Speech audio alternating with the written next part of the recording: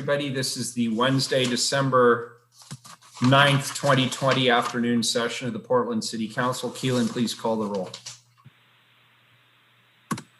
Udaley. Fritz. Here. Ryan. Here. Hardesty. Wheeler. Commissioner Hardesty will be joining us about 2:30, and I am here. Under Portland City Code and state law, the City Council is holding this meeting electronically. All members of the council are attending remotely by video and teleconference, and the city has made several avenues available for the public to listen to the audio broadcast of this meeting. The meeting is available to the public on the city's YouTube channel, eGovPDX, www.portlandoregon.gov/video, and channel 30. The public can also provide written testimony to the council by emailing the council clerk at cctestimony@portlandoregon.gov. The council is taking these precautions as a result of the COVID-19 pandemic and the need to limit in-person contact and promote physical distancing.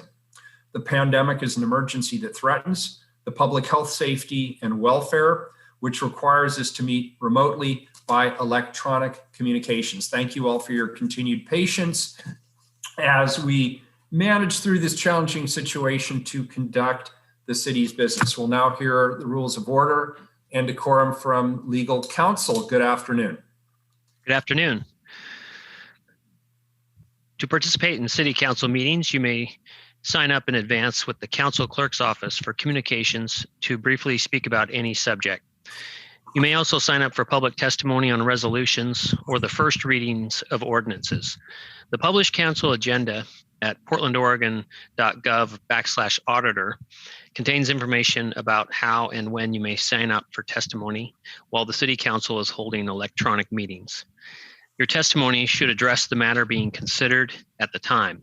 When testifying, please state your name for the record. Your address is not necessary. Please disclose if you are a lobbyist. If you are representing an organization, please identify it. The presiding officer determines the length of testimony. Individuals generally have 3 minutes to testify unless otherwise stated. When your time is up, the presiding officer will ask you to conclude.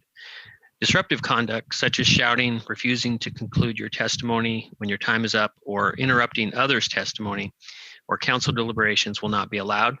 If there are disruptions, a warning will be given that further disruption may result in the person being placed on hold or ejected from the remainder of the electronic meeting. Please be aware that all council meetings are recorded. Thank you. Thank you very much, Matt. And just because we had to move a number of items off our morning agenda to the afternoon agenda, public testimony this afternoon will be 2 minutes per person. We won't be too strenuous about it, but try and keep your remarks to 2 minutes. And I'm sorry, which item were we on? Was it 968? We were in the middle of one of them. What was it? Yes, it was 968. 968. And so I felt terribly having to interrupt that. Do we have staff here? I think they just got to the point where they were going to ask us if we had follow-up questions, but I don't want to presume that.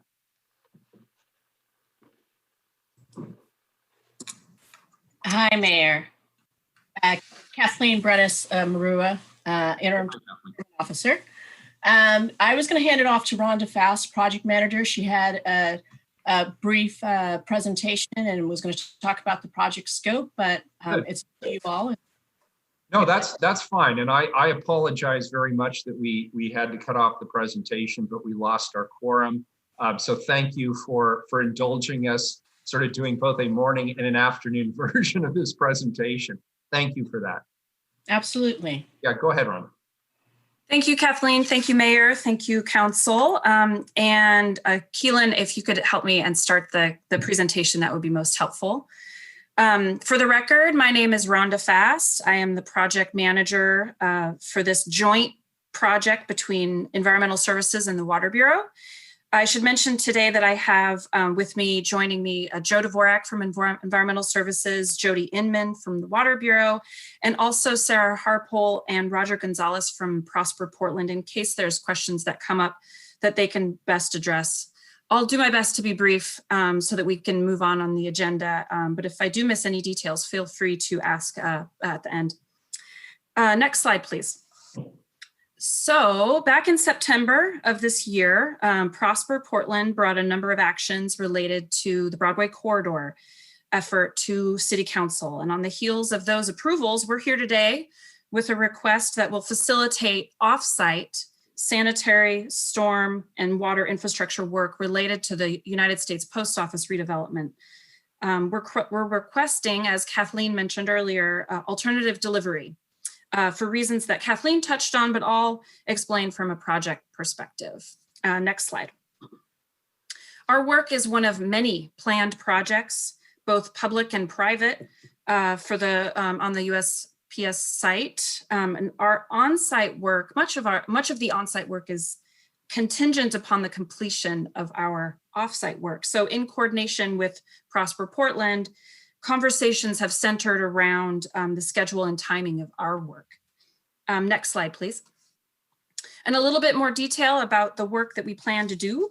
We will increase sanitary capacity by upsizing some pipes adjacent to the project area, and then replace some pipes that are in poor condition, do some system cleanup to address some redundancy in our sanitary and combined systems, install water improvements, and ensure continuity of service for businesses and residents in the project area with bypass laterals. Next slide. Now we're requesting alternative delivery, specifically the Construction Manager General Contractor, or CMGC method, for a few reasons. Meeting schedule expectations, as I mentioned earlier, is a major consideration for this project so that the on-site work can proceed as planned. This delivery method allows us to intentionally look for schedule efficiencies during the design phase with a contractor. And then also BES designers who are designing this project can work through technical aspects collaboratively with the contractor to help reduce construction risks, such as schedule delays and costly change orders. And then lastly, the package that Prosper brought to you all in September included a provision to aggregate public infrastructure costs and apply a community benefits agreement to Broadway corridor projects. So to that end, we are working with Prosper on the details, including setting up the oversight committee, as well as expectations around the workforce and subcontracting goals that are a part of the CBA. Next slide. And then quickly, just to show you an overview of a simplified overview of the project schedule. As Kathleen mentioned, we anticipate being back in front of council in about a year to request your approval on a guaranteed maximum price that would cover construction, which is currently estimated between $5 and $6 million. And then our expectation is that the work would be completed by early 2023. Next slide. So in the factual findings, which is part of your ordinance package, as Kathleen mentioned, that's where we make our case that alternative delivery is appropriate for this project. And listed here are some of the criteria that we cover. There's many more, but overall, we feel that the CMGC contracting method will support project goals, as well as the city's commitment to social and racial equity in construction contracting. Final slide here.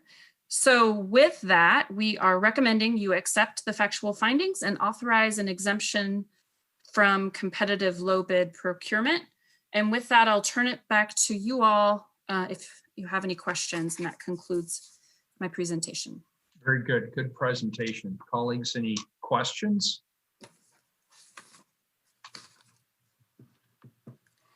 All right, good. I'm not seeing any. Is there any public testimony on this item?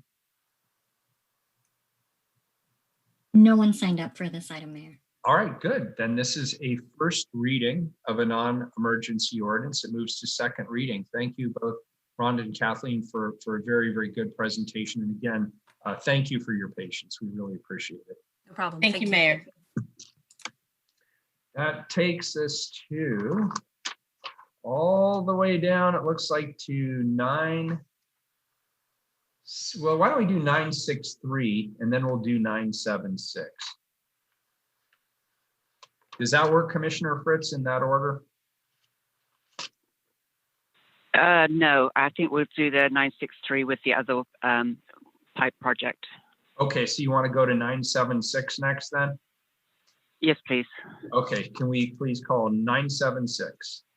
Oh, wait a minute, 976? That's not mine. So I'm saying yes. Or is it mine? Wasn't it 6.3 and 6.5? Hang on.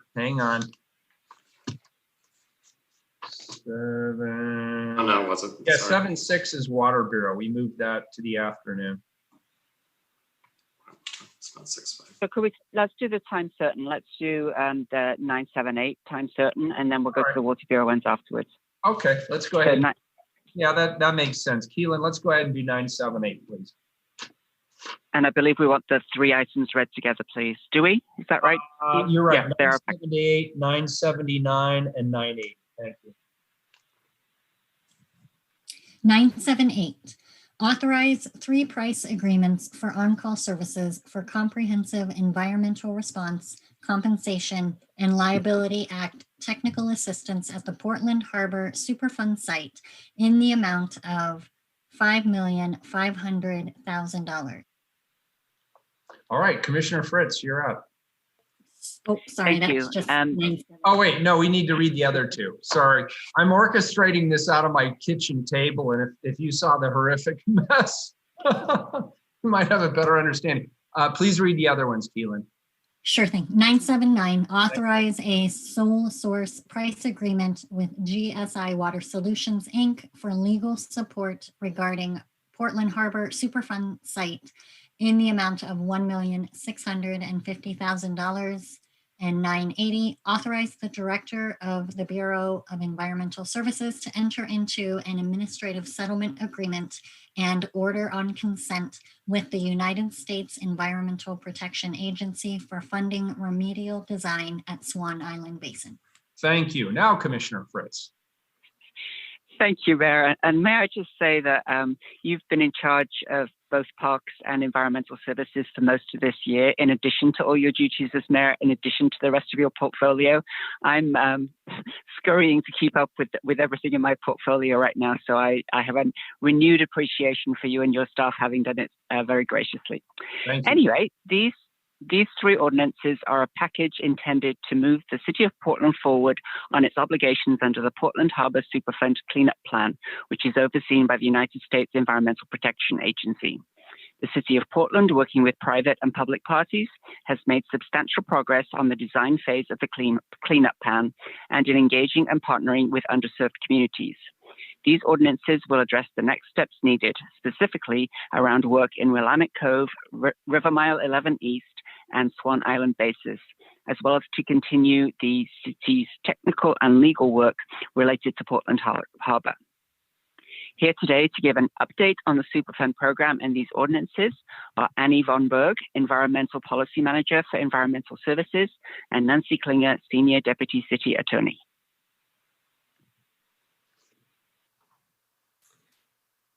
Hello, Mayor, and hello, Commissioners. Thank you so much for that introduction. I'm going to go ahead and share my screen here and get the PowerPoint up. Let's see. And just to confirm, can you all see that? Yep. Excellent. Alrighty, thanks again for your time today. As Commissioner Fritz mentioned, I'm Annie Von Berg. I'm the Environmental Remediation Manager at Bureau of Environmental Services. I'm here today with my colleagues, Nancy Klinger, the lead attorney for Portland Harbor Superfund, and Cindy Riles, the technical manager, to present for your consideration 3 ordinances, items 978 through 980, all supporting the city's efforts in the Portland Harbor Superfund cleanup. So because it's been about 1 year since we've been to you all, I wanted to provide just a very high-level status update on where we're at with the project, and also give you some results of 2 actions that you took last year involving creating funds for a new community involvement program and to create a trust with the state of Oregon for $24 million. And then we'll also review the 3 ordinances before you today that include 3 fixed price agreements, 1 sole source contract, and an agreement on consent with EPA to move forward with Swan Island. So just a very quick recap to remind everybody here, the Portland Harbor Superfund was designated in 2000. So this month actually marks 20 years that it's been designated a Superfund. This is a 20-mile stretch of contaminated riverbed about from Sylvie Island to the Broadway Bridge. According to estimates from EPA, we're looking about 30 years until we reach cleanup levels, cleanup goals, and at a cost of over $1 billion. The city is amongst 150 parties responsible for cleaning up this portion of the river. And we're currently in an out-of-court settlement process to determine who pays for what, and we're still years away from understanding exactly what that looks like. This is an extremely complex project, so you'll notice the dollars are huge and these are really long timelines, but we do see and recognize that it's one of the most complicated sediment sites in the nation. So as I said, we are 20 years into this project. We have now moved out of the analysis and investigation phase, and we are in remedy design phase. This is an exciting part of the process because it gets us one step closer to actually the construction portion where we're in the river and cleaning up the sediment. This part of the process is comprised of many components, but some of the major ones include engineering analysis, data collection, and institutional controls. But ultimately, the objective for this phase of the project is to create engineered blueprints that help guide the cleanup construction that will happen in the river. So it helps guide the capping and dredging that we'll see. As we move into this phase of the project, we have begun hard work on developing a new public involvement program for the city of Portland. Last year, council approved funds dedicated for this effort, and we spent a year listening and gathering feedback from environmental justice communities, over 45 community groups, and over 500 Portlanders to co-create this process. And I'll give you just a very quick recap of what that looks like. If anybody is interested for additional information, I'm happy to get those more detailed briefings for you. So after a year of listening and understanding community priorities, we ended up with 4 pillars or 4 goals of this program, which are to support meaningful involvement of environmental justice communities, making sure that we have a community-informed decision-making process, to improve Portlanders' understanding of the Superfund cleanup process, to increase transparency and communication and collaboration amongst the public entities, and to expand public access to the Portland Harbor information that's created as we move forward in the cleanup. 2 initiatives for using that architecture of this new program. We've kicked off 2 initiatives over the last year. First, we have a grant program that is dedicated to help community groups increase capacity so they can help us understand their priorities as we move forward in remedy designs. The first 5 awardees we have in this cycle is the Black Education Achievement Movement, Blueprint Foundation, Portland Audubon, Portland Harbor Community Advisory Group, and the Portland Harbor Community Coalition. The second initiative that we kicked off with these funds is a collaboration with the state and the Port of Portland, is Willamette Cove Roundtable. This is a roundtable that helps us look at how we can create local opportunities as a result of this work. This also looks and acts as a venue for ongoing communication with community groups and helps to ensure that we understand what community priorities are as we're moving into these designs specific to the Willamette Cove area. And as we shift out to the broader remedy design area of the 10-mile stretch, EPA decided to kind of carve up this 10-mile stretch into smaller, more manageable areas. In this slide, you can see the red and blue circles there. And depending on how the final boundaries shape up, they ended up getting about 17 to 18 smaller sites. And what that did is it presented a tricky and unique situation for the city of Portland. Because we have potential liability sprinkled throughout this 10-mile stretch, we needed to figure out a way to both meet our public obligation and our legal obligation, and at the same time do what we could to try to advance broader movement and make sure that this just didn't get stalled out for years to come. So with that, we partnered with the state of Oregon, who also faces similar challenges in that respect. And we came up with a way to pool and cap resources to encourage that site-wide progress and to make sure we did as much as we could to cap and restrict those public obligations. This partnership allowed us to gain legal protections, and it allowed us to receive credits from EPA towards what our ultimate obligation for the cleanup costs will be. This partnership created a trust of a combined $24 million that offered $80,000 an acre to parties to sign an agreement with EPA and get their portions moving. So we're happy to report back after a year that this was very successful. We ended up with nearly 20 parties taking advantage of our offer. We ended up having every site on the entire west side of the 10 miles under agreement with EPA and working, and overall 80% of the entire site under agreement with EPA. So overall, a unique approach that we took here, and it really paid off. Annie, question. Are the blue areas the ones that aren't in alignment? Oh, there, just your next slide answers the question, sorry. Oh, yeah, no problem. Let's see, did I get to the right? Yeah, so the filled in spots here, you'll see this is a visual representation of the areas that we're contributing to, areas that took advantage of our offer, and two unique areas that I'm not sure if you can see my cursor here, but River Mile 11 and Willamette Cove, these two. These two are a little unique that we didn't just provide funding to satisfy our legal obligation. We are actually a performing party that's responsible for the work there. The other filled in areas are areas that we contributed dollars as part of that funding offer, and then that satisfies our obligation for this phase of the project. In terms of those the blue circles, yeah, those are areas that still have not reached an agreement with EPA yet. And I'll go to the next slide.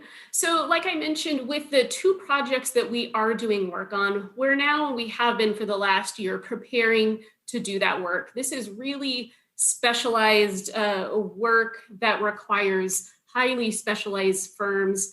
We're looking at geotechnical services, hydrologists, environmental statisticians, and environmental chemists. The first ordinance that you'll see before you today is our effort to bring those technical services to our team to help us with that work. So to get these specialists on board, we've been going through the procurement process for the last year. Because this is a unique type of work and specialized field, we really challenged parties in our RFP process to help us meet one of the city's goals, which is advancing utilization of disadvantaged firms. So currently there are no certified COVID firms that do this type of work. So it required us to get really creative in how we might help create a market to help future firms meet this. So we'll go over a little bit further in the presentation of how we met that challenge and what those creative solutions look like. And I'll pass that, that'll soon go over to Cindy that will go over that. But before I pass that over, just a quick overview of the three ordinances that you're looking at for your consideration today. That is 3 price agreements that will provide technical support for our project work. It's 1 sole source contract that will help our technical assistance for our ongoing legal defense. And lastly, there's an ordinance requesting authorization for us to enter into an agreement on consent with EPA for Swan Island. So with that, I'm going to pass this over to Cindy Riles, Technical Manager for Portland Harbor. She's going to briefly go over both River Mile 11 and Willamette Cove, a few characteristics of that site, and then the associated contracts for that. So Cindy, over to you. Thanks, Annie. Thank you, Mayor and Commissioners. As Annie mentioned, while site-wide and programmatic activities related to the Portland Harbor Superfund site are ongoing, the site has been broken up into smaller areas for the purposes of completing the current engineering design phase of the work. The city is actively performing the technical work in 2 of these smaller areas. They're called River Mile 11 East and Willamette Cove. And 2 of the 3 price agreements under the first ordinance we're talking about today are related to these 2 areas. So I'll speak briefly about each of those and then move on to the 3rd price agreement. This slide is another version of the Superfund site. It shows the Willamette River with the full Superfund site outlined in blue. You can see the two smaller project areas, 11 East and Willamette Cove, labeled there.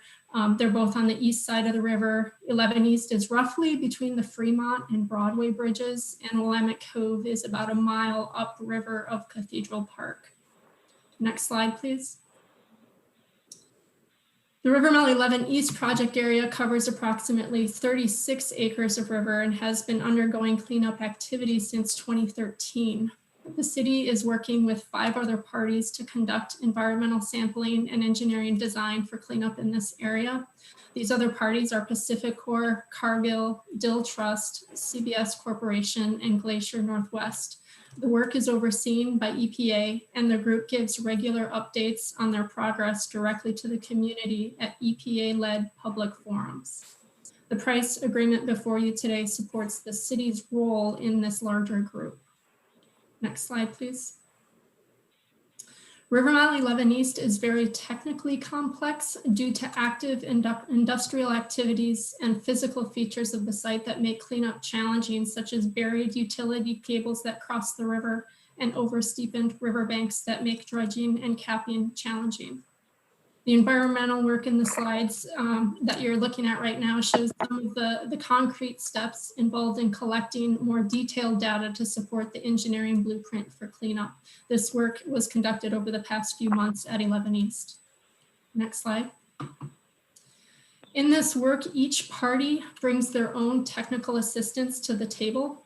So this price agreement is for the city's technical assistance. This work requires engineers and scientists who are highly specialized, as Annie mentioned, specifically sediment remediation engineers, in addition to the other professions that she mentioned, geotechnical engineers, hydrogeologists, statisticians, and chemists. This agreement was awarded through a competitive bid process to Mall Foster Alongi, often abbreviated as MFA. It is an on-call price agreement for up to $750,000 over 5 years. MFA's employee base is 54% women, which exceeds the industry average for female employees by nearly 30%. There is a 30% COVID goal in the price agreement, and MFA has named a majority of COVID certified subcontractors. However, as we keep mentioning, the vast majority of this work is performed by just a few specialized sediment remediation engineers and scientists. In order to creatively address the COVID goal, the awardee has committed to mentoring COVID firms over the price agreement. Specifically, MFA will be working with Akana, a Native American-owned environmental consultancy specializing in workforce development services supporting women, minorities, and displaced community members. Next slide, please. Now I'll talk briefly about the Willamette Cove price agreement, which is very similar in nature to the 11 East agreement, but for a different area of the river. The Willamette Cove project area is also undergoing engineering design, and here the city is partnering with the Port of Portland and the Oregon Department of State Lands to perform the work. Historically, this area was a dry dock that supported ship construction, as shown in the upper left picture of the slide, as well as activities related to a sawmill and other industrial activities. While the site looks very different today, as shown in the lower picture, contamination still remains in the sediment at the bottom of the river. This is one of the only publicly owned areas within the Superfund site and has been identified as a priority by both the community and the participating public agencies. We are right now wrapping up the first steps to help with design, which included sampling of sediment and water, and multiple sampling techniques were used due to the large amount of debris at the bottom of the river in this area. The EPA agreement for this work was signed by the city, state, port, and settling federal agencies at the end of 2019. In our partnership with the other performing parties, we are paying equal shares towards remedy design. Similar to the work at 11 East, each party brings their own technical support to the table, and the price agreement before you for Willamette Cove represents support for the technical services required for our participation in this project. Next slide. Like the 11 East price agreement, this was also an on-call price agreement for $750,000 over 5 years and was awarded through a competitive bid process to MFA. There is also a 30% co-bid goal on this agreement. And like for 11 East, most of the work will be done by sediment remediation engineers. MFA will provide mentoring services to Akana under this price agreement as well. Next slide. So the third price agreement that is a part of this first ordinance is for general Superfund technical support for the city. This price agreement is for $4 million over 5 years. This price agreement will support all of the city's technical work outside of the specific 11 East and Willamette Cove project areas. This includes projects such as stormwater source control coordination and other harbor-wide technical support. This price agreement is the product of over a 9-month procurement process to seek out specialized services for the city's role in the Superfund cleanup at large. The first place candidate for this award unfortunately did not clear terms of the agreement regarding conflicts of interest. This illustrates the challenge of working on such complex projects with connections to ongoing legal cases involving over 100 parties, and is an example of challenges we may continue to face moving forward. Negotiations were terminated with the first place proposer, and the second place proposer was awarded the price agreement, which is GSI Water Solutions. GSI is a local consulting firm that began as an emerging small business. 50% of their management team is women, including the head of their board of directors. There is a 30% co-bid goal on this price agreement, and GSI has recognized the challenge of the lack of co-bid certified firms in this highly specialized field, and has also committed to conducting outreach for job openings to groups representing minorities and disadvantaged communities.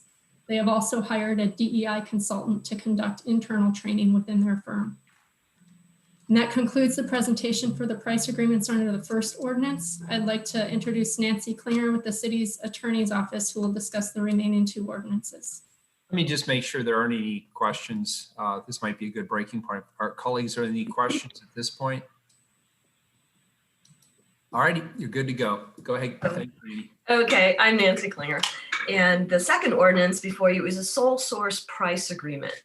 This is to authorize continuation of the specialized technical services that support the city's legal defense. This is our expert witness testimony. The awardee is GSI Water Solution. It is for a contract of $1.65 million over a period of 5 years. The City of Portland, as has been mentioned, is one of over 100 parties that are participating in an out-of-court settlement process that'll determine who will pay for the cleanup, which is a critical element in getting the cleanup finished at the end, is having the cleanup paid for. And GSI has been providing development of the city's legal case, and this is to continue that legal support as we are still in the midst of negotiations. They've been an integral part in developing our positions, and they have firsthand knowledge of all of the interrelated technical and legal aspects of the city's defense. So this contract is to continue those services as we go into settlement negotiations. Okay. And the final ordinance is for remedial design at the Swan Island Basin.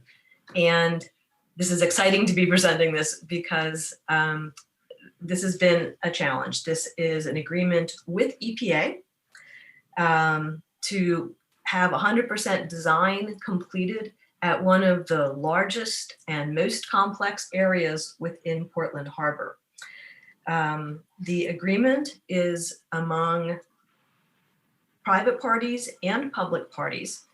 It includes Vigor, a shipyard operator, an industrial operator, Daimler North America, the Port of Portland, the city, the state, and numerous federal defense agencies. The private parties are doing the work of remedial design, and the public entities, including the city, are providing funding. The city is providing a fixed payment of $3.6 million over the course of 3 years. EPA recognizes in the agreement this amount paid, and it will go towards the city's ultimate settlement of liabilities. This was a heavy lift. to get this area and to get these parties to the table. And I'm thrilled that we have this in place. The key aspects of the agreement is that the city's funding is capped. We are not a performing party and doing the work. This is not using city staff. We are a funding party. And that the parties that are doing the work are the industrial parties that will be continuing to operate within the Swan Island Basin. The city and the other public funds that go toward this will be held in a trust where EPA is the beneficiary. That trust must meet the EPA and the state of Oregon's requirements for holding public funds. In exchange, the city receives a receipt covenant from EPA for the funds paid, which acknowledges that this money has been paid and goes to our ultimate settlement.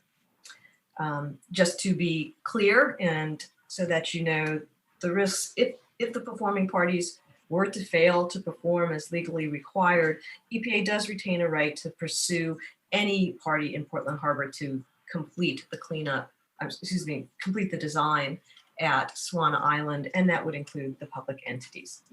But this was a major accomplishment and is now before you for your consideration and approval. And that is the end of our presentation. Are there any questions? Thank you. Very good. Colleagues, I know Commissioner Hardesty joined us as well. Any questions on these? Commissioner Hardesty. Thank you, Mayor, and thank you, Annie, for that presentation. I guess my question is about the sole source agreement contract. I've noticed that since 2005, we've been contracting with this one firm, and now we've just been extending, and now we're doing a sole source agreement. Why?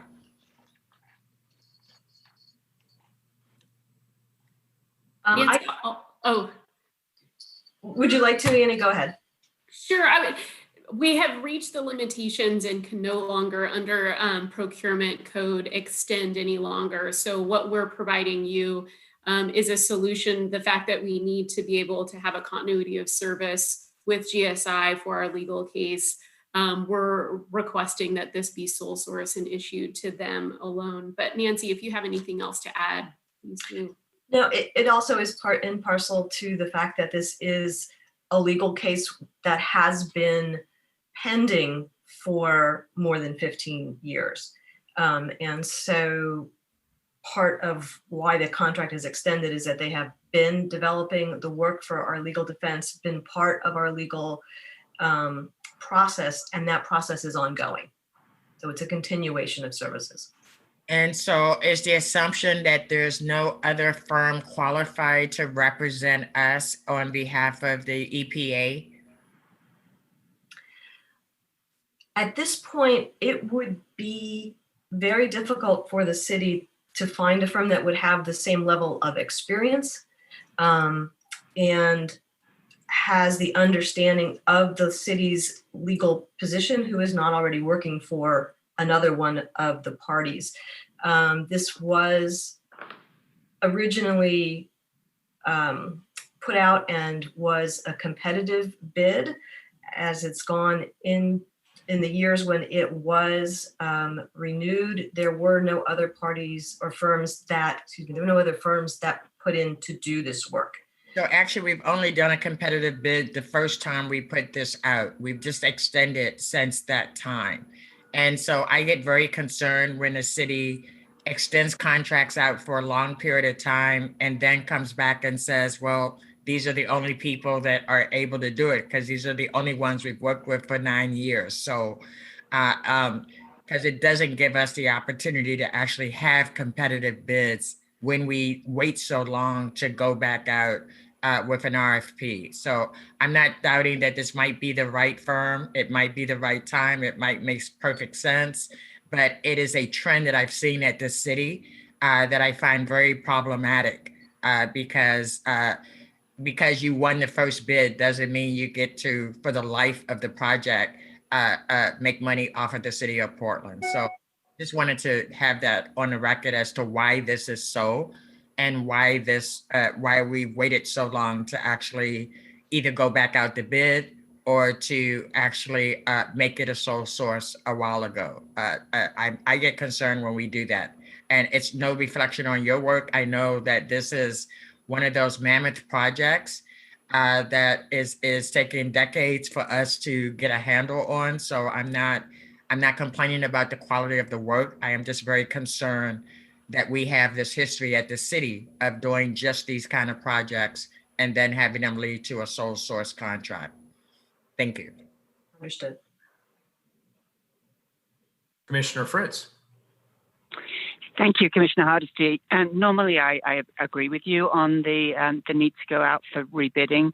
This is for a legal team. It would be like changing your lawyer in the middle of a defense case. And in particular with all of the confidentiality issues involved, I would be really concerned about rebidding it at this point. So that was why I was comfortable having it on the agenda.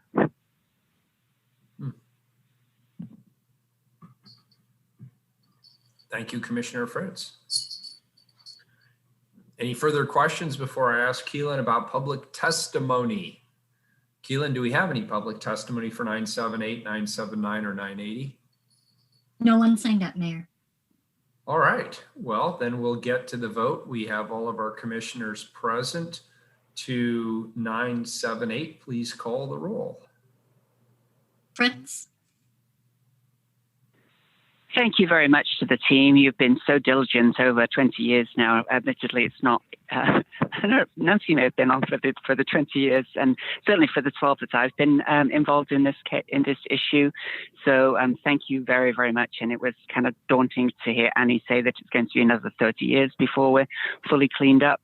I just appreciate the dedicated staff who are making sure that we're doing the right thing and engaging community members.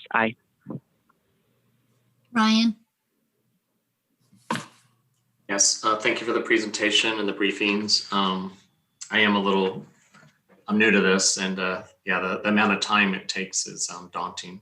So, and I'm really particularly interested in Willamette Cove, so I want to dive in a little deeper. I just have childhood roots there, if you will. So, I vote aye. Wheeler, Great work. On this, I vote aye. The ordinance is adopted. 979, please call the roll. Fritz, Aye. Ryan, aye. Hardesty, I've already put my concerns on the record as it relates to sole source agreements. The answers I got made sense. I vote aye. Wheeler, Aye. The ordinance is adopted. 980. Fritz, Aye. Ryan, Aye. Hardesty, Aye. Wheeler, Aye. The ordinance is adopted. Next up are 963 and 976, and I've had a request from the Bureau to read those together, 963 and 976. 963, authorized contract with Jacobs Engineering Group, Inc. for design services for the Bull Run Pipeline Project for $29 million. And 976, approve findings to authorize an exemption to the competitive bidding requirements and authorize the use of the alternative contracting method of construction manager, general contractor in connection with the Bull Run Pipeline Project for an estimated amount of $162,900,000. Very good. For mine, I'd turn it over to staff. For Commissioner Fritz's, I'll let her make that decision. Thank you. So these contracts address the design and construction procurement for large diameter pipelines, which are needed to deliver filtered water by the city's September 2027 compliance deadline with the Oregon Health Authority.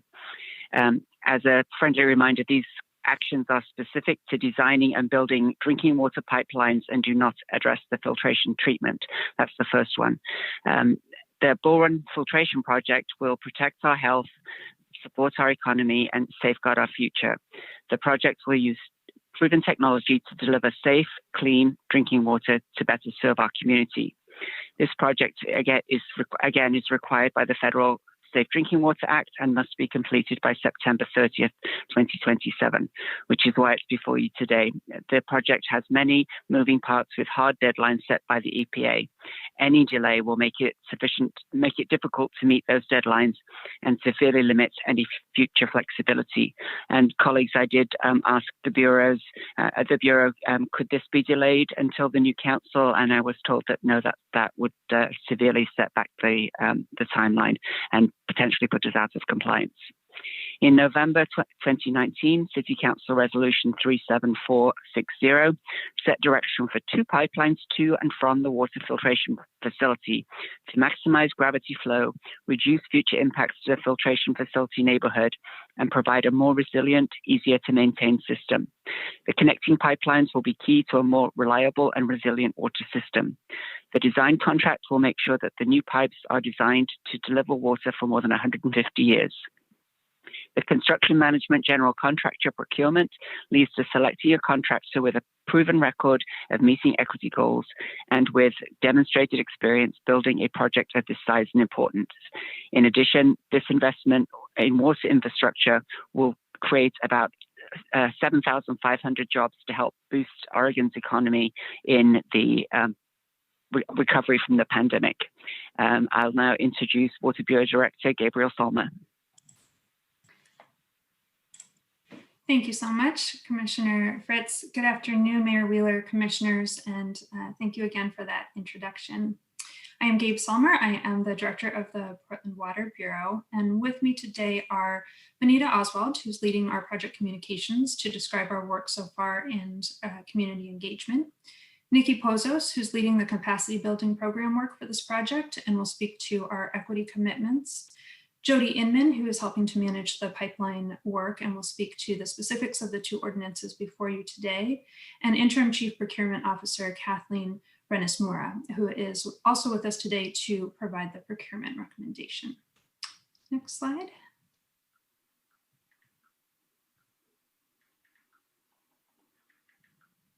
So this is a program that is new to some of you and familiar, but perhaps not top of mind for some of you.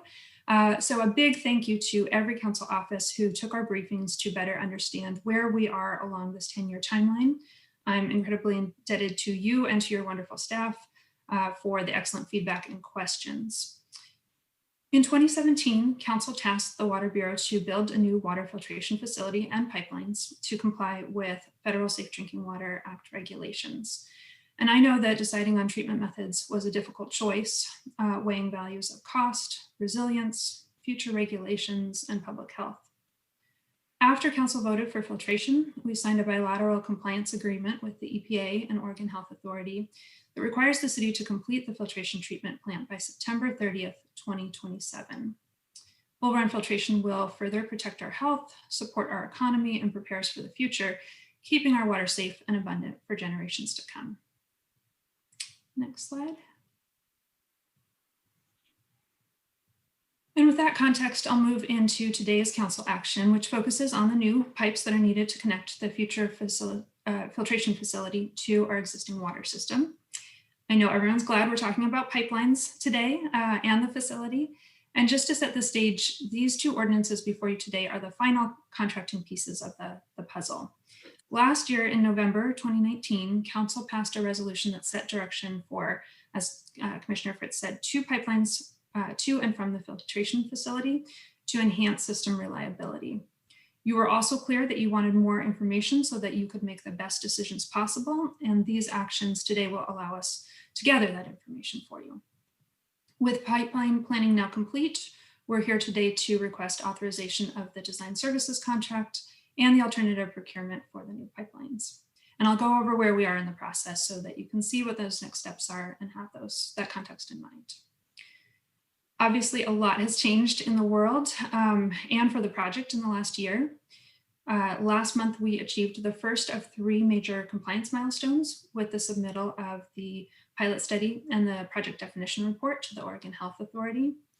And as Commissioner Fritz mentioned, approval of the pipeline design contract and the alternative procurement are essential steps in keeping us on track to meet the next compliance milestone. That's October of 2022, to ensure our ability to provide City Council in 2023 the guaranteed maximum price for the pipeline and other facilities. And finally, this work all comes together to meet the ultimate requirement of a finished filtration plant in 2027, making our water safer for the nearly 1 million people who use our water today and for future generations. Next slide. And I know that budgets are on all of our minds, the council budget, as well as all of our household budgets, which are being stretched and strained by the pandemic and the economic downturn. And I know it seems a while ago, but I heard the sober news this morning from Travel Portland. I know that this is really hitting every part of our world. And as you know, we work closely with the Bureau of Environmental Services as our fellow bureau to look at our overall utility bills and how those are hitting household budgets across the city and our service area. We're constantly innovating and conversing on how to support our customers and how to structure our projects to best support the economy, which is really the people and the businesses who pay those bills every month or every quarter. So I don't want to say just trust me on all of these budgets. I want to show you the numbers that I have seen. Next slide. So you can see exactly the numbers that I'm seeing. This is a chart of the impact from this project for the typical customer and our extreme low-income customers. The rates include the cost for both of the Bull Run treatment projects, financing costs, inflation, escalation, and capitalized overhead. These are conservative estimates, but they are estimates. This is what we're basing our forecast off of. What they do not include, and I want to be clear about this as well, is any financing from the Water Infrastructure Finance and Innovation Act, or WIFIA. Those will, the WIFIA financing will further lower our financing costs. And while I'm confident that we'll be able to sign our WIFIA loan agreements when the new administration takes office next year, I'm also not counting any chickens before they hatch. So I want you to see what's ahead of us right now. With WIFIA, we do expect lower rate increases because of the low interest rate and the fact that payments to pay back the WIFIA loan won't start until after completion of the project, which gives us a longer runway for that to smooth our rate increases. I know that this year has brought a lot of uncertainty and economic struggle. I also know that from Flint, Michigan to the aftermath of Hurricane Katrina to the fires in Oregon this year, when water infrastructure fails to protect, the impacts are concentrated on our most vulnerable. And filtration will allow the Bull Run supply to recover more quickly from a fire, a landslide, or a major storm by helping to remove contaminants from our water. We had fires on our doorstep 1 mile from this property this year, so resiliency is on our minds. It takes 10 years to build a treatment facility, and waiting for the right time, whatever that is, could be too late. And the cost to build new treatment facilities will only increase if the project's delayed. So that cost is on our minds. In addition, this investment in water infrastructure will create thousands of jobs to help boost Oregon's economy in the wake of the pandemic. And that value of the project is also on our minds. So I know that these numbers and concepts can seem abstract. So I want to turn it over now to Benita Oswald to tell you a little bit more about how we're keeping the public and ratepayers engaged in this project and what we've heard from the community.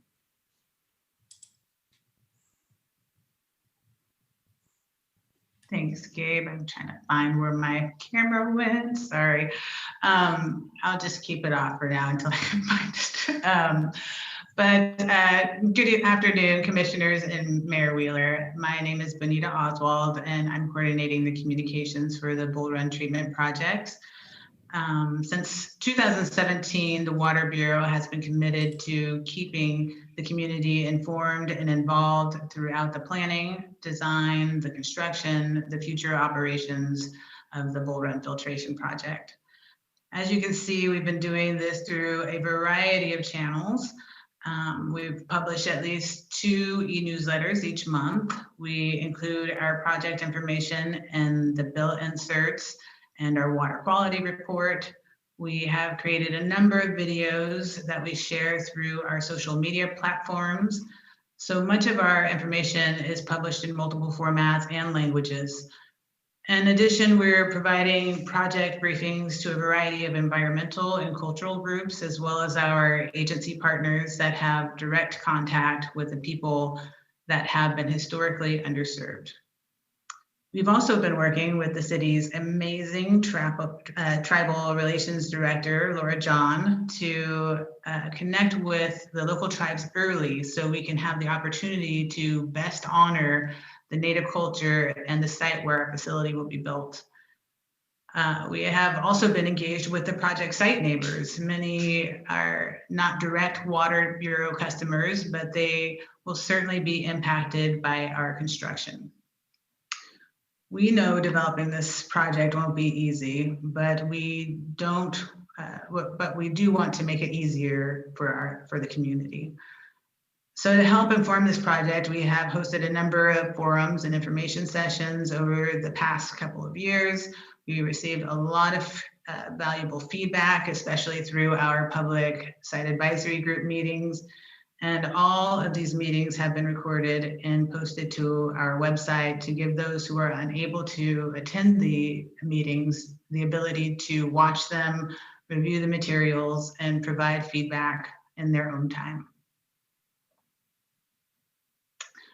For pipelines, we have had a 2-hour meeting with the neighbors dedicated just to pipeline planning, which allowed for some really productive conversations. We sent out a survey to learn about the community safety concerns and preferences for the pipeline construction hours.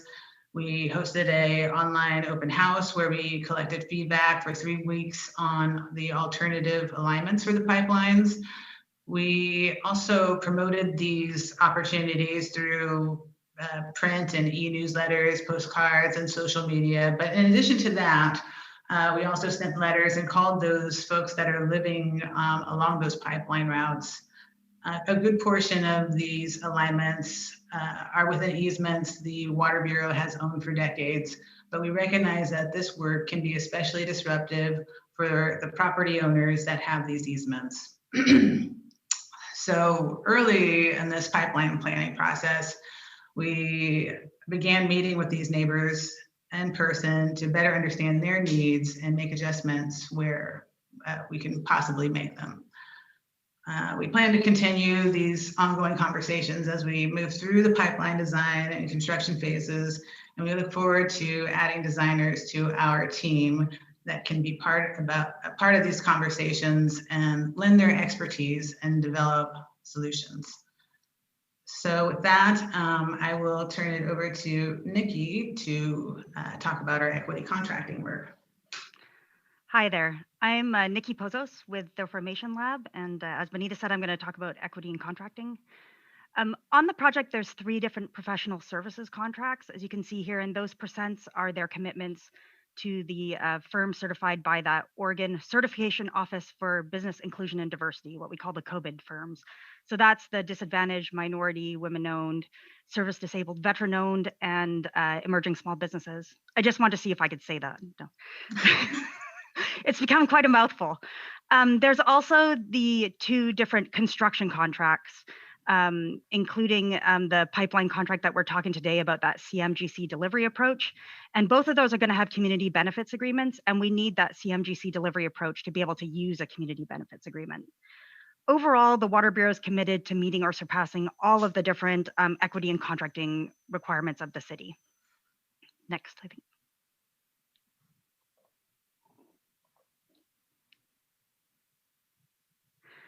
So one of the things we're doing on this project is really investing in our equity contracting partners.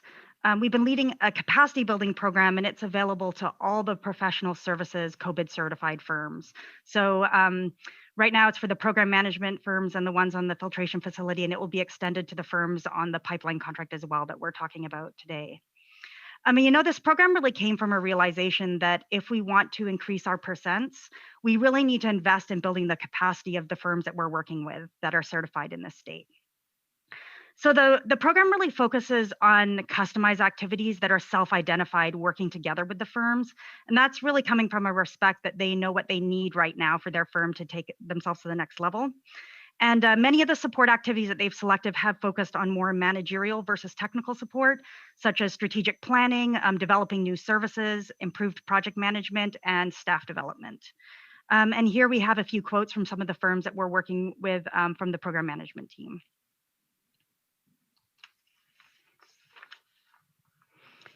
As I mentioned, the CMGC contracts will include community benefits agreements. Those are very complex agreements with a lot of different requirements, but here are some of them. One of them is the subcontracting requirement, the 22%. And these are a little different from the professional services because they actually specify a percent for disadvantaged and minority, the 12% for women-owned businesses, and for the mid-range small business, versus on the professional services where everything's kind of lumped into the COVID firm pool. And then they also go beyond just looking at subcontract business opportunities to look at workforce development with specific requirements for apprentice level and journey level workers. Again, looking at not only can we create job opportunities, but really creating careers for people of color and women in the trades. Those agreements don't get signed until later in the project, so we don't have details yet about what's the specifics for this project, but these are the requirements that will be in the CBAs. And I think I'm turning it back. Hi, Nikki. This is Jody. I think actually it's my turn. So good afternoon, Mayor and Council members. My name is Jody Inman. I'm an engineering manager at the Water Bureau. I'm going to talk a little bit more specifically about the actions that you have in front of you today. And those include the authorization to appoint Jacobs Engineering as the design contractor, and then also to allow us to use the alternative procurement for CMGC, as we've touched on. So to sort of bring us back a little bit on what exactly these pipelines component of the work is, as has been mentioned a couple of times, in 2019, November of 2019, there was a resolution that set direction for 2 pipes to carry water to and from the filtration facility. In the past year, since that resolution, and even before that, the project team the program team has been working to gather more data, to evaluate that data, analyze that data, and use that to help inform what the proposed final sizing and alignments of those pipelines would be. Those proposed alignments are shown before you today on this presentation. The additional work that was done included field geotechnical work, wetland delineation out in the field, hazmat sampling, surveys of both topographic and property corners, some soil resistivity for corrosion, archaeological field investigations, and then we also performed some flow tests on the existing conduits to be able to inform our hydraulic model.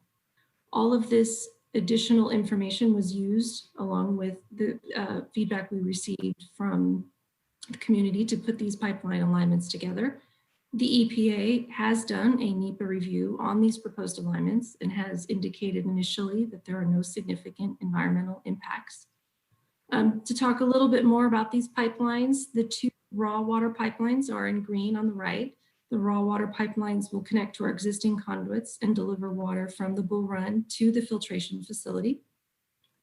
There are 2 finished water pipelines, which will take the treated water from the filtration facility, connect it back into our conduits for delivery to our customers. On the raw water side, there are some significant design and technical components to be worked through, and those include several creek crossings and wetland crossings, where we are planning to do trenchless technology and crossing to avoid impacting those features. We also have a challenge of the pipelines in that area sit along a bluff along the Sandy River, along Lusted Road, and the filtration facility is higher. So you will see close to the filtration facility, we have a black line, and that is trying to show a significant tunnel that needs to be constructed to ensure that we have the seismic reliability that is planned and part of this project. And there will be a large vertical shaft on the filtration facility that will receive that. So as we pointed out, that in addition to connecting our conduits and existing system to the filtration facility, these pipelines are one of our initial steps that we are doing towards implementation of our seismic implementation plan. These are an important component of our backbone which we are required to have to be able to comply with the Oregon resiliency goals for our targeted states of recovery. So not only are we connecting to a seismically resilient facility that will enable us to continue to serve water, but we are taking some of the first steps in connecting the pipeline that will be able to get the water to the facility. In addition, there is a small section downstream of the facility of the existing conduits that has failed in the not so distant past. Of course, it failed on 4th of July, I think. Things tend to fail on holidays. And so we will be replacing a portion of that as it is in the current finished water proposed alignment. Next slide.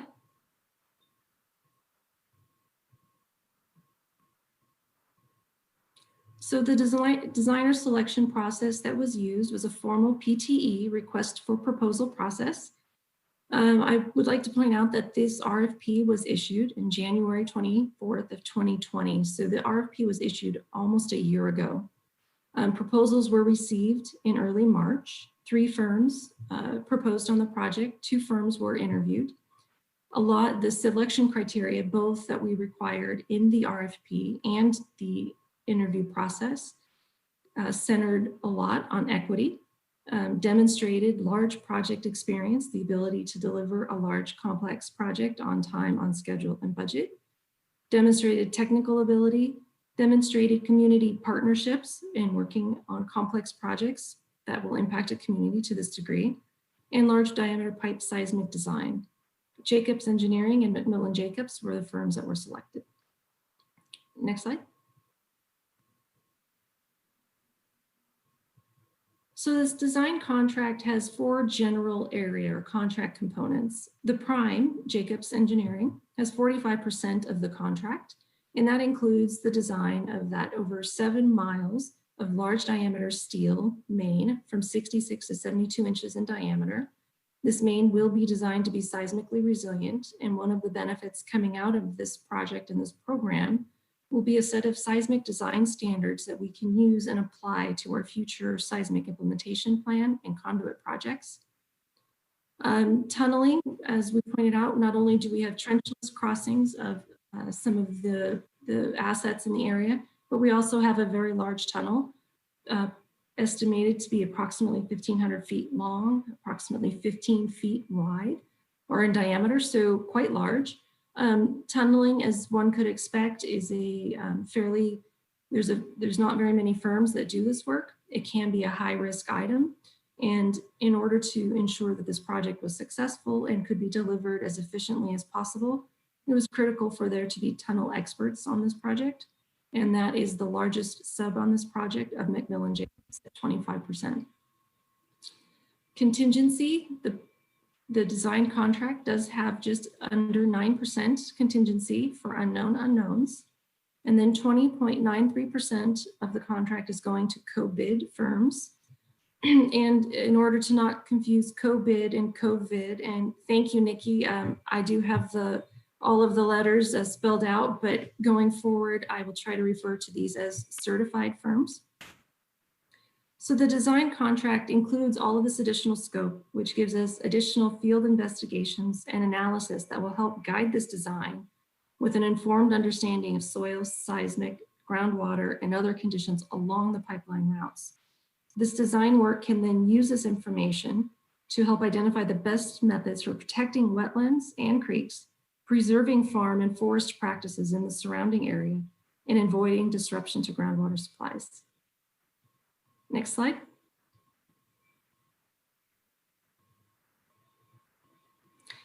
So it is a very important component, as Nikki touched on earlier, for the program team for equity. And I'd like to extend my appreciation and acknowledgement of all of the work that this council has done to help support the bureaus and to help point out and reinforce these participation goals. One of the first things that the program did, and I've been blessed to be on this program since the beginning, when we first were given the direction from council in 2017 to move forward with filtration, We recognized not only the huge amount of work that was in front of us, but we also recognized the opportunity that this could create for our local businesses and consultants. We were given that authorization in, I think, August of 2017.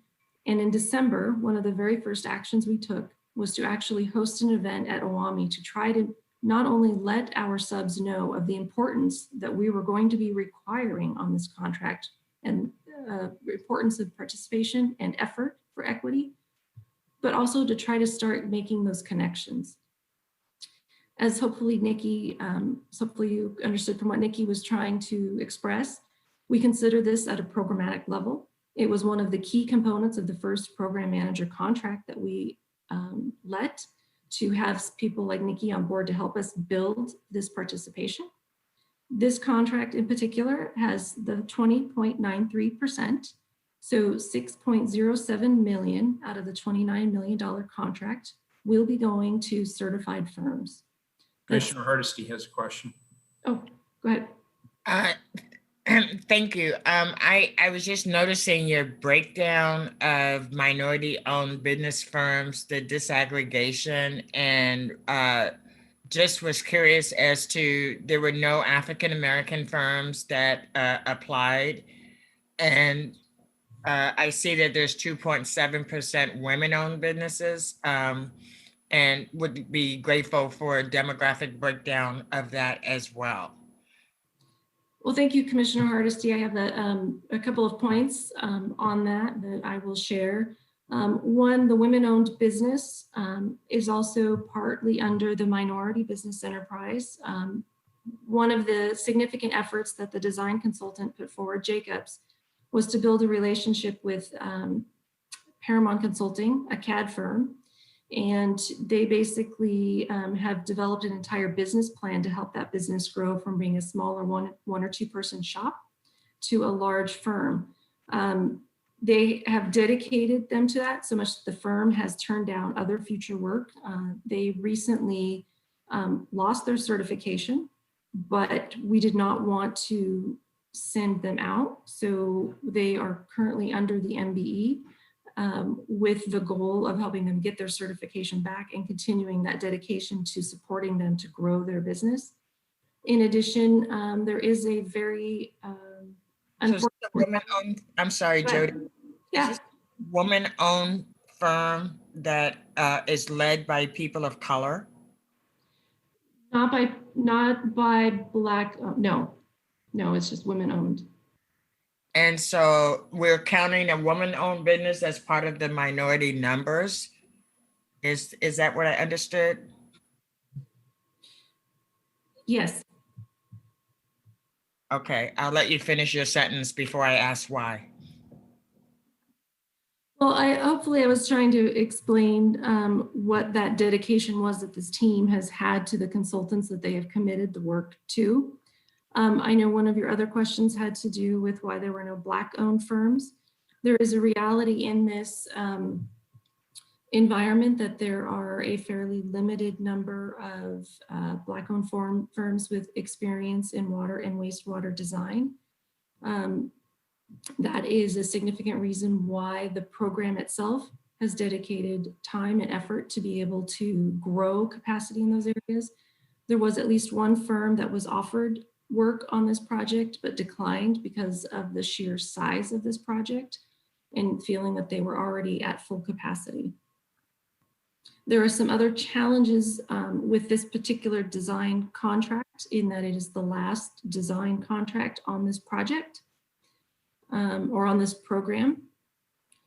And based on that, there were some challenges in needing to ensure that firms had capacity, or if they had capacity to take on this additional work. And there was also a need to confirm that there was no conflict of interest.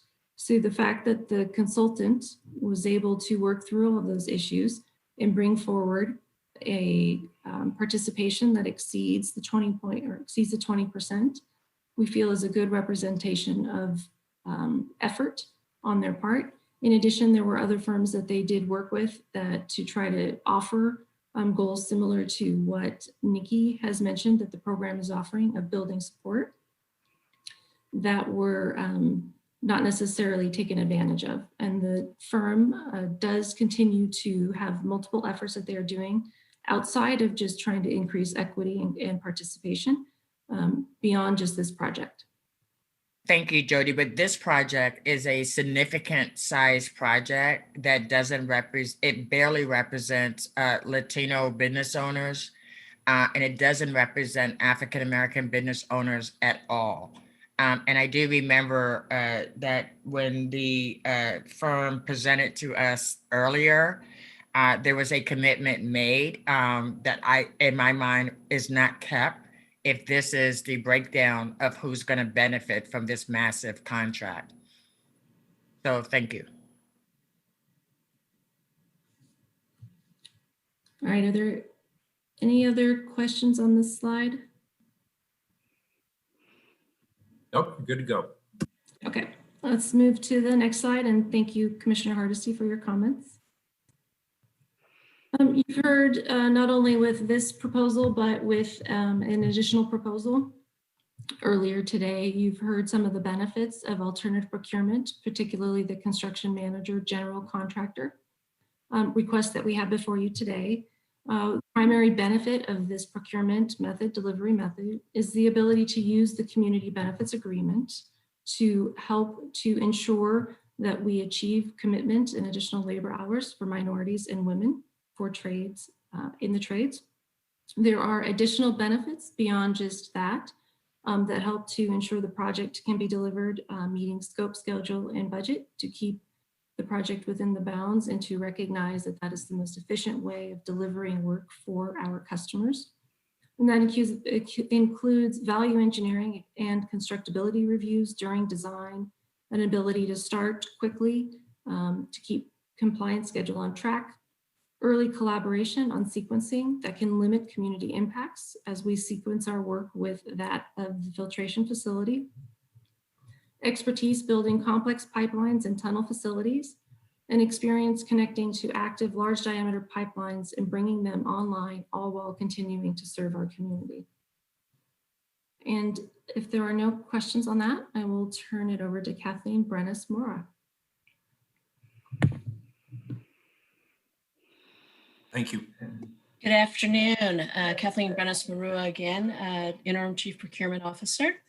I have been working very closely with the Water Bureau in the past several months and my team in the past year to solicit for the design services contract and select this contractor, and also working with them to ensure their program was meeting the equity requirements.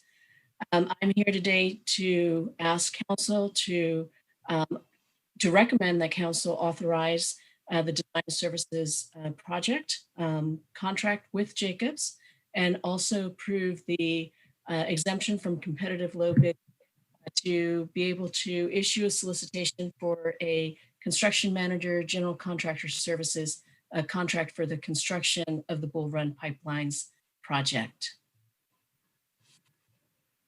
And I will turn it back to Gabe for closing remarks. Thanks, Kathleen. And I just wanted to give an opportunity to Brad Phelps with Jacobs. I know, Commissioner Hardesty, some of your comments or questions related to the Jacobs commitment. And I just wanted to note that we do have Brad available if you would like to ask him any comments or questions, or if he would like to give comments on your questions. If he wants to respond to my questions, I think that would be fine. Gabriel, I think it's more a city council decision about whether or not we actually support a proposal that does not reflect the values that we say we have as a city council. So.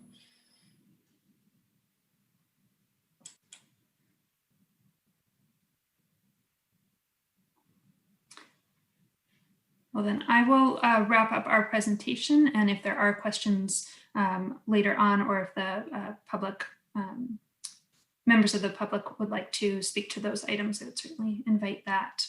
I know that we've given you a lot of information here at the end of what has been a very long day. And I know that there's public testimony to come. So just to bring us back to where we are With these items, we're requesting approval of a design contract for the Bull Run pipelines.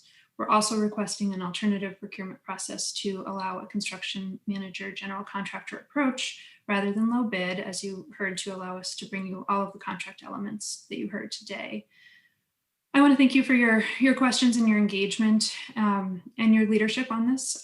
This is a process, and I know that we get better with every time that we're talking about this, with all of the engagement that we have. So I thank you for your comments, particularly to Commissioner Hardesty, and I hope that that you'll see through this process how we are living up to those city values.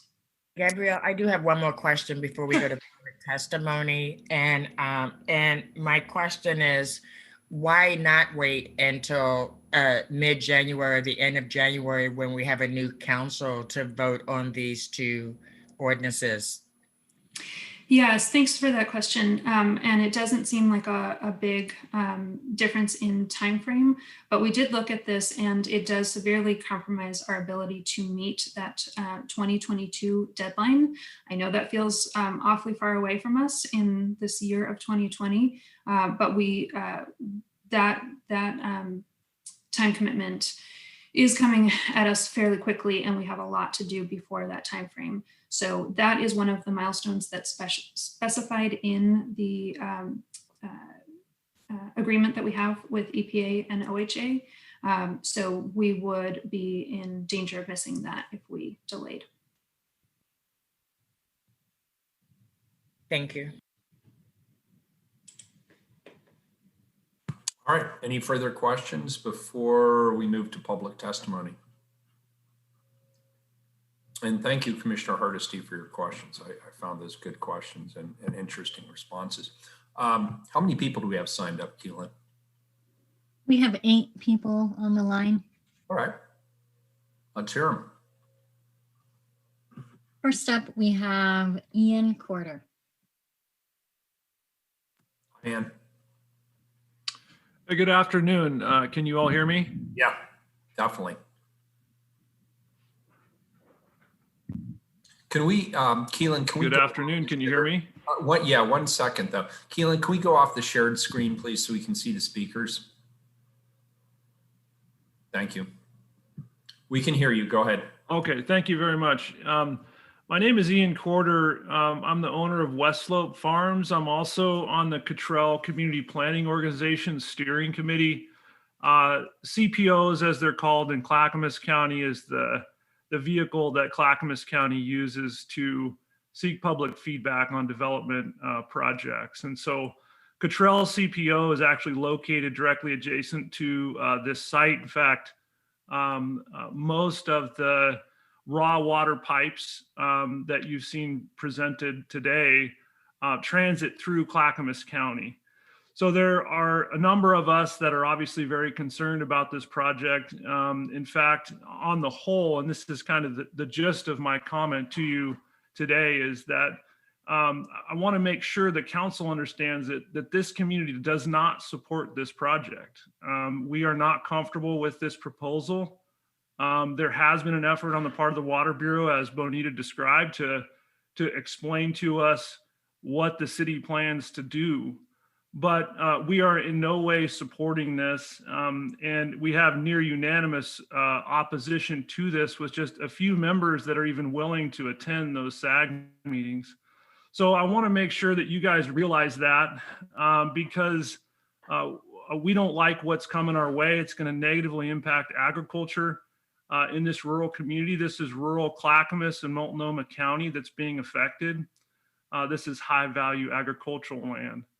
And so we don't like this proposal with the amount of resources that the city has at its disposal. I mean, we're talking about a project that will cost something in the billions, and lots of staff available to work on this. So we would like the city to work out a solution that doesn't harm local agriculture and local private property owners.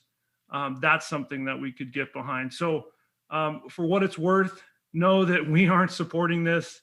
And we would like the council to direct the Water Bureau to pursue an alternative solution to the city's water quality issues. Thank you. Thank you, Ian. Appreciate your testimony. Next up, we have Lauren Corder. Hi, Lauren. Hi, can you hear me? Yep, you sound great. Okay, Welcome. great. Good afternoon. My name is Lauren Corder, and I am a Clackamas County resident, the owner of West Slope Farms, the secretary of the Cottrell CPO and the Pleasant Home Community Association. The proposed pipeline and the facility will directly and negatively impact my family and farm. My adamant opposition to the mega industrial Bull Run filtration project is the resounding sentiment of my fellow neighbors and our agricultural community.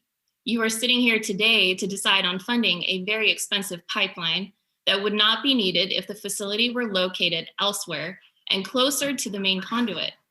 The proposed site at Carpenter Lane is off the main conduit by over a mile, resulting in ratepayers' burden with an excess of hundreds of millions of dollars.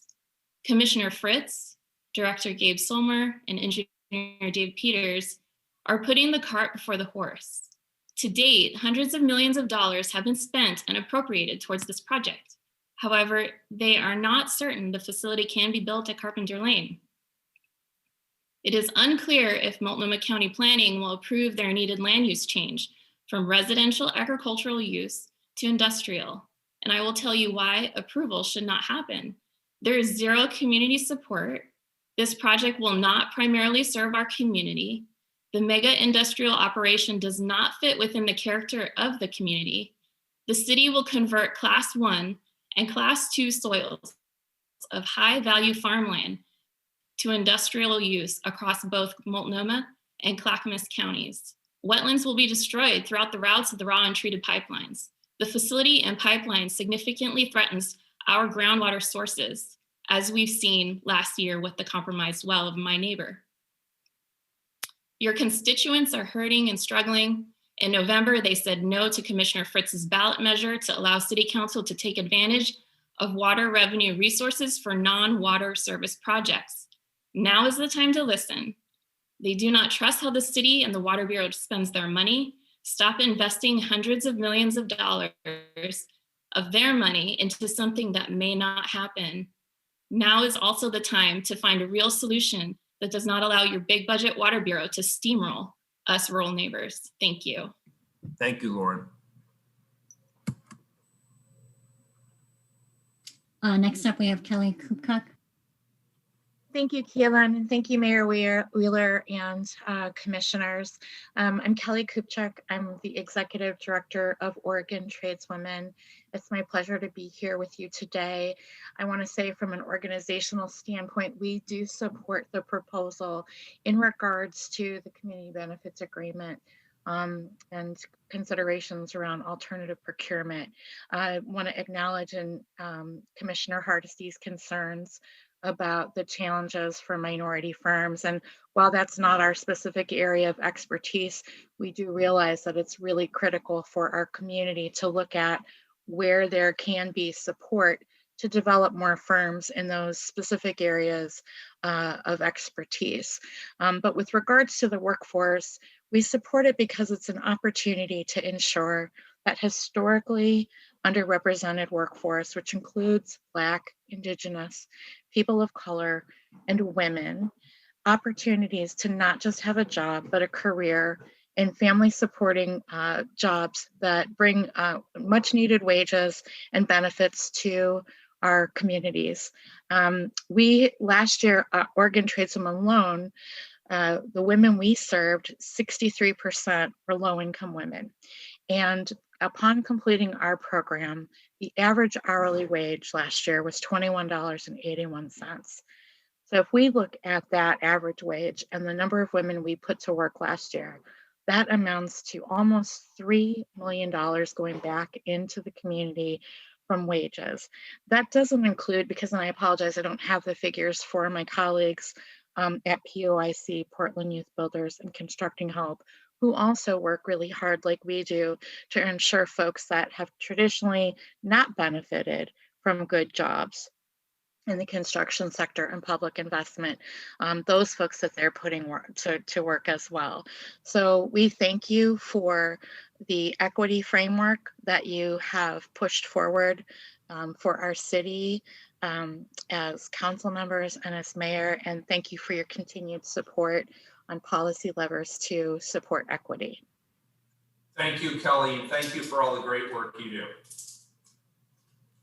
Thank you, Mayor. Mayor, if I could ask Kelly a question. Of course.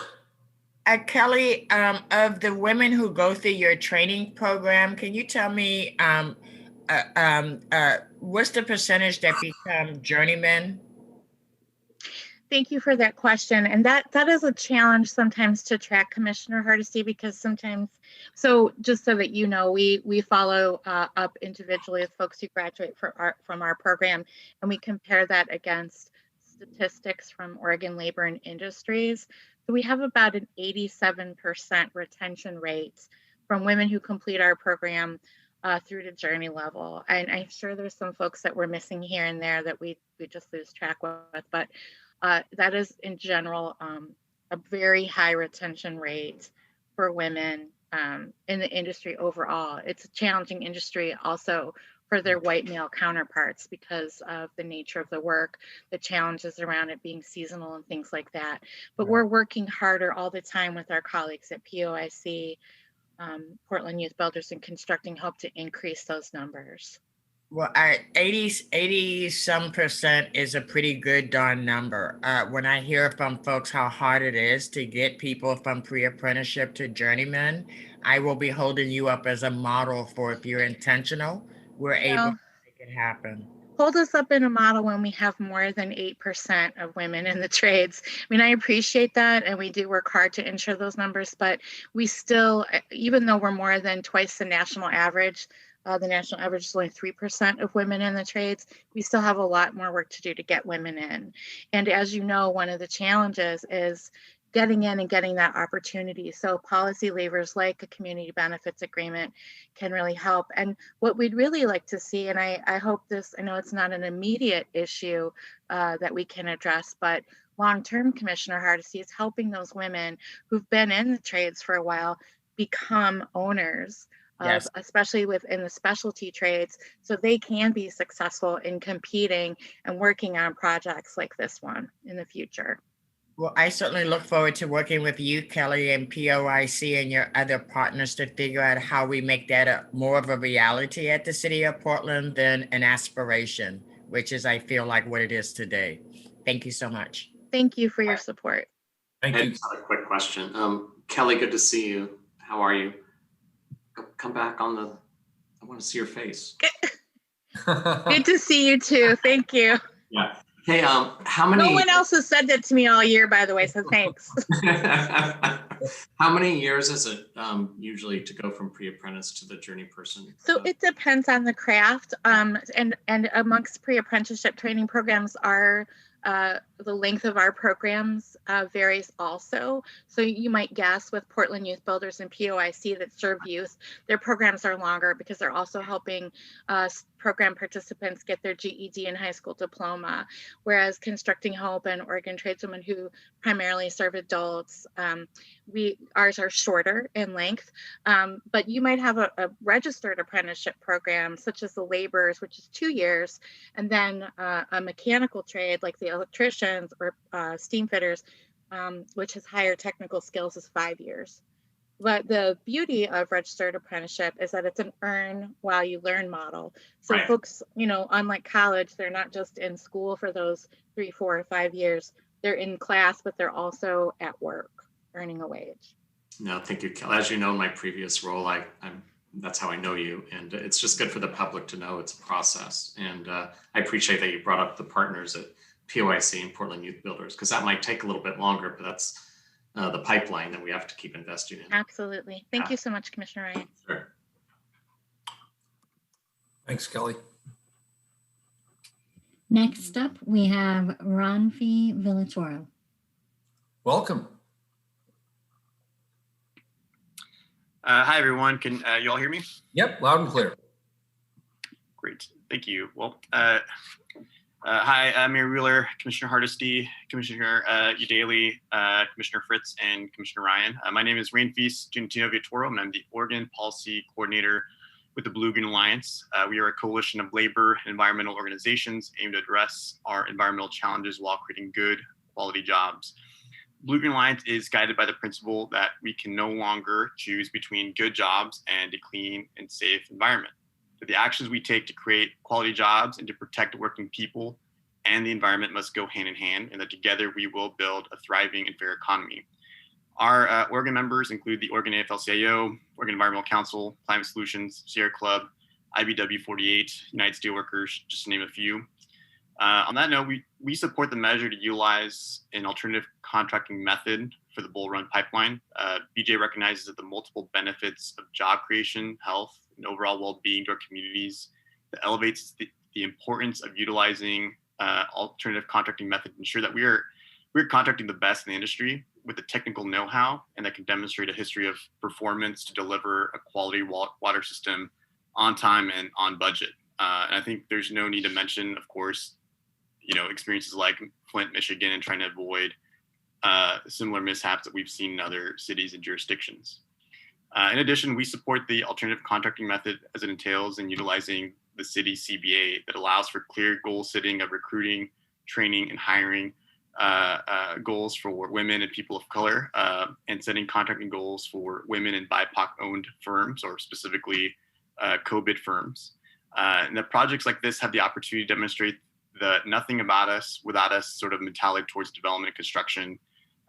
This past June, our organization published the Water Works, the job creation potential for repairing America's water infrastructure, that sets recommendations for the federal, state, and municipal governments around how we invest in our water infrastructure, making sure that we're going from sort of a D grade rating from the ASCE, the engineering publishing firm, to getting us on track for a B rating throughout our country.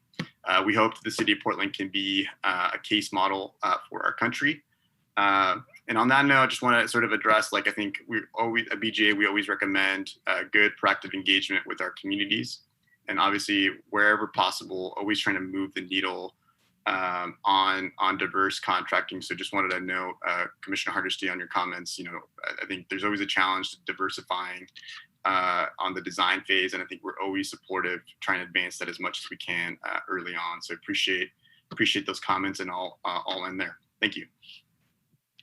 Thank you.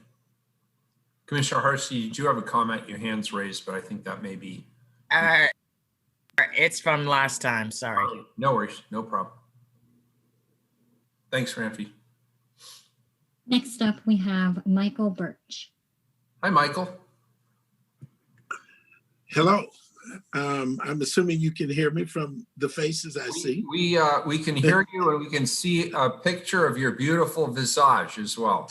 That's hanging up in the office, and thank you. So good afternoon, Mayor and Commissioners. Thank you for the opportunity to speak today in favor of utilizing the alternative procurement process on the Bull Run treatment project, and I support the community benefits agreement. Of course, you know that. So a disclaimer is I wrote a 2-minute speech, and then as I listened to the presentation, I felt like most of it wasn't necessary because you're using the CBA, which we're usually testifying to get you to use, and alternative procurement process. We also advocate for that, but you're using it, you have goals, but in addition to that, community benefit agreements, when utilized in succession, provide the continuity of opportunity for people in the community who look like me and women to not only start a pre-apprenticeship program with the goal of getting into an apprenticeship and journeying out, but it also provides opportunities for contractors to not only sign on into the scope of work that they're used to and build their business, but to actually participate with companies who have the spirit of a community benefits agreement to help them venture into areas that they have not gone before, support the contractors financially and with back office support to get into areas where they previously have not been. So I commend you on using the CBA, and I would encourage you to begin the process of putting in place the Labor Management Community Oversight Committee early, because with respect to Commissioner Hardesty's questions, we cannot act as though we're on a level playing field. I'm speaking here in terms of African-American firms, the minority firms, the certified firms. We're not on a level playing field. We're playing catch up. And without processes in place to give us a leg up, we're going to always be playing catch up. I wasn't surprised to see that there weren't any African-Americans listed. It wasn't pleasant to see it, but I wasn't surprised because in this process, the design phase, we don't have a lot of our businesses involved. So I'm in favor of this. I'm in favor of you getting started on the LMCOC early so that we can get involved in creating a transparent, open process so that the businesses that want to be on this job can be on it. The people who we are recruiting into the pre-apprenticeship programs and into our apprenticeship programs, including those on the out of work list now, actually know they have a place to go. So thank you for the work you've done and that you have embarked on. Hopefully we will have a chance to get involved early on instead of later. These are real people who are not having access to these jobs, to these careers. The longer we wait, the fewer of them have hope. So thank you for the work you're doing. Each of you on the proposal, thank you for your work, and I look forward to working with you. Thank you, Michael. We appreciate it. Commissioner Fritz. Thank you, and thank you to Michael and everybody else who testified. I know we're not quite done with the testimony list, but I wanted to acknowledge that you were here this morning and then you're here this afternoon, and you've been great partners on this project. So thank you for your support. It's good to see and hear from you. Thank you, Commissioner Fritz. Mayor, may I? Oh yeah, I'm sorry, Commissioner Hardesty. I thought that was the same hand raise. Commissioner Hardesty. I put it down before. Michael, I had a couple of questions for you. Do you know if there are any African-American owned non-certified design firms operating in the city of Portland? I do not, but I know who could answer that question. Who could answer that? I think that you could go to Professional Business Development Group or NAMAC and find out if they have folks listed that work in that arena.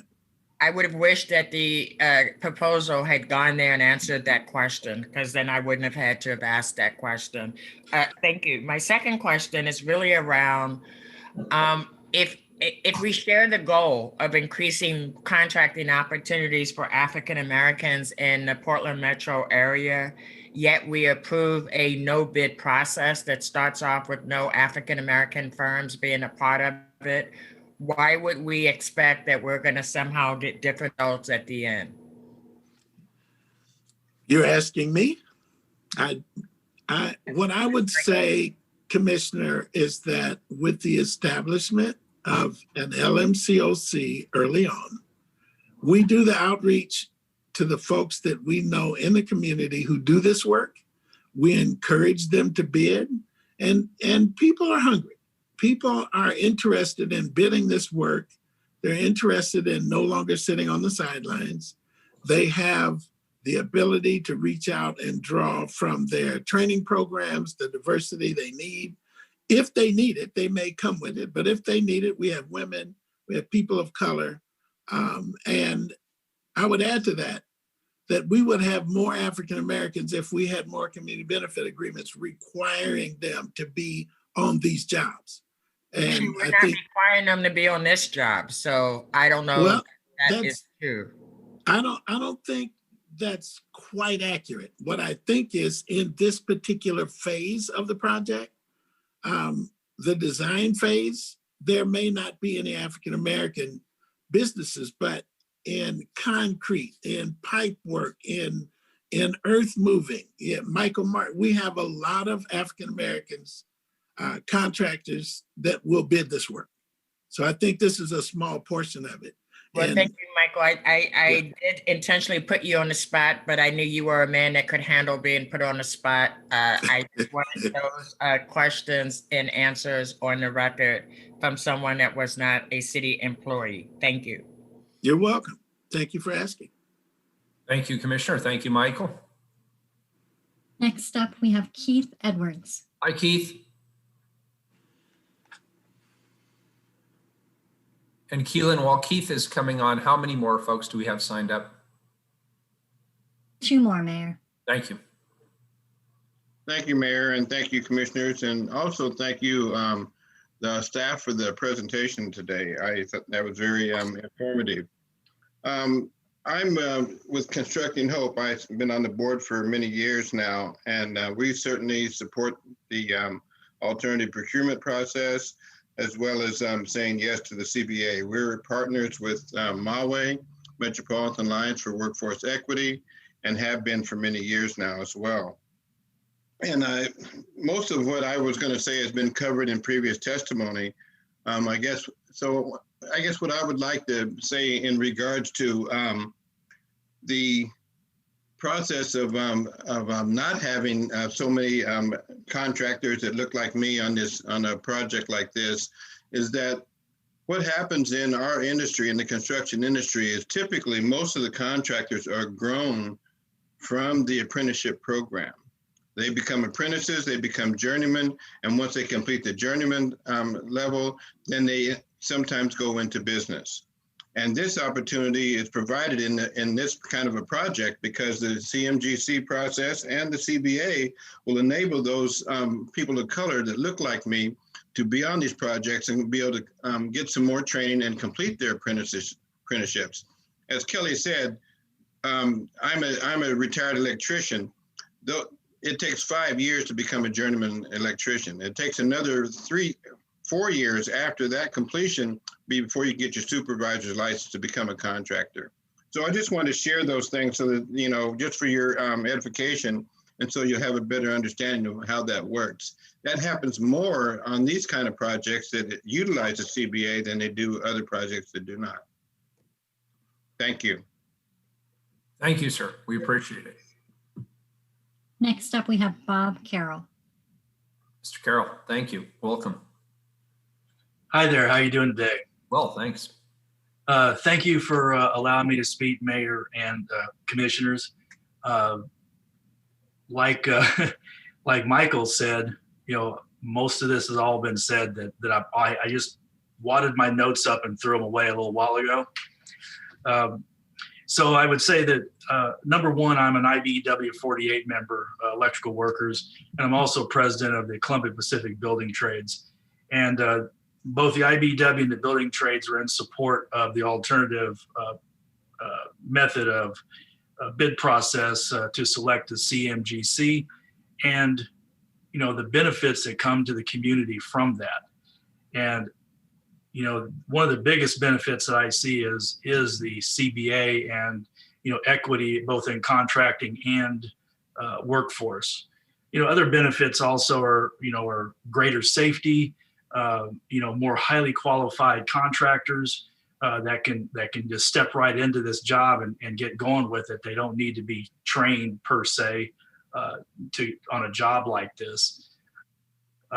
So I have to give a big shout out to Kelly Kupchak too, because you know the Women in the Trades is just a great organization, and you know they do their big event at our training center every year, and it's just a great deal. So we support the CMGC process and this alternative bid and the CBA, and we hope that it can continue to go on. And as Michael Birch said, getting the LMCOC going early would be an excellent thing to do so that we can help this whole process and help our community more. So thank you. Thank you. Appreciate it. And last up, we have Mark Matthews. Last but not least, welcome, Mark. Hello. Hello, everyone. This is Mark with Pacific Mark Construction, and I want to thank you, Mayor, and all you commissioners for having me here to speak with you today. Pacific Mark, I'm the president of Pacific Mark. We've been in Portland, Oregon, working for about 20 years. And I have two full things to say on. One is going to be the CMGC and why I think it's incredible. And the second one is going to be the CBA. The CMGC, as an African-American business who has been struggling here in Portland for years, has been a great thing for our company. It's helped us grow tremendously. They say, where's all the people out there that's minority or that look like me? Well, we have to start somewhere. We haven't done that in the past. Portland has not been too friendly to minority contractors. So I think the CMGC has been a wonderful thing to open people's eyes, include us from the get-go. We started with CMGC throughout Portland, Oregon, with schools and various different projects, which has been really great for Pacific Mark. But not only that, as CMGC, it's grown us to make us be able to grow everybody that look like us, that's subcontractors, now they're general contractors. So we're starting to build that for CMGC as a great thing, because that's where the rubber meets the road. And I think that's where we kind of like that Portland has been lacking in that area. When it comes to the CBA, now we're looking at totally different. We still were being excluded from different parts of these big jobs. And I noticed city has tried the CBA in the past. It didn't work very well. So everybody got together, the community leaders, the unions, and little businesses like ours. We all got in one room and started talking about how this CBA could work for everyone. And the CBA that we came up with, what happened in the past, there was too many loopholes. Now we've narrowed it down where the CBA is a very good, well-oiled machine. We just need projects to make it happen. And that's why we're pushing hard with the CBA, because I, for one, after being in the room with them and working with them and trying to figure it all out, has been going to be a tremendously way to grow the business. And so that's why I really, really push for the CBA. So when you put those two things together, you got the CMGC, now you have the CBA, you're going to have a really good project that City of Portland could be proud of, the community can be proud of, and everyone in the community will take this on and recognize that this whole thing together is going to be a wonderful thing for the community, as well as for where you're trying to get to, which is the MWSVs, more of the minorities and more of the African Americans. Just like Hardesty said, where are they? I haven't seen them. And so this is going to bring it together and make it marry together. And I commend you guys for working on your end to make it work for us, because now we can grow and the community can grow as well. Thank you for your time, and I appreciate it. Thank you very much. Thank you to everybody who testified this afternoon. All right, colleagues, any further question before we call the roll? Oh, let's see. I think that's actually not right. Looks like file 963 is a first reading of a non-emergency ordinance. It moves to second reading. And then 976 is also a first reading of emergency ordinance or non-emergency ordinance. It also moves to second reading. Keelan, that completes the formal agenda. Is that correct? Yes, that's correct. Colleagues, if you'll bear with me for one more minute, there's something else I'd like to do. I'd like to recognize, before I close this meeting, Tia Williams from my team. Tia has been a member of my office team since last summer. And in addition to her policy portfolio, she has been my right-hand woman for almost every city council meeting since then. She keeps me on track, which is a nearly impossible task for those of you who know me. She is strong. She has collaborative relationships, and she's worked well with your offices and us as a council to make sure that we all function as a team. There's an incredible amount of coordination taking place ahead of these meetings, as you're all completely aware. And Tia has been both a rock and a rock star as my partner. Tia has also been our lead liaison with the Portland Housing Bureau and has worked with Director Callahan and her team to deliver great outcomes for her community. Lastly, I want to thank Tia for her work on the reinvestment initiative council approved in the fall bump last month. She worked really closely with Reimagine Oregon to create an approach that will make the city's budget process more transparent and accessible to community and give community the power to reinvest city funds where they're the most needed. Today is Tia's last council meeting, and I'm both proud to see her take this next step in her career, and I'm also equally sad to lose her as a member of our collective team. Tia, thank you for your service to the city and the community, and all of us wish you the best of luck in the years ahead. Stay in touch. Thank you, and safe travels. And with that, colleagues, we are adjourned. Thank you all.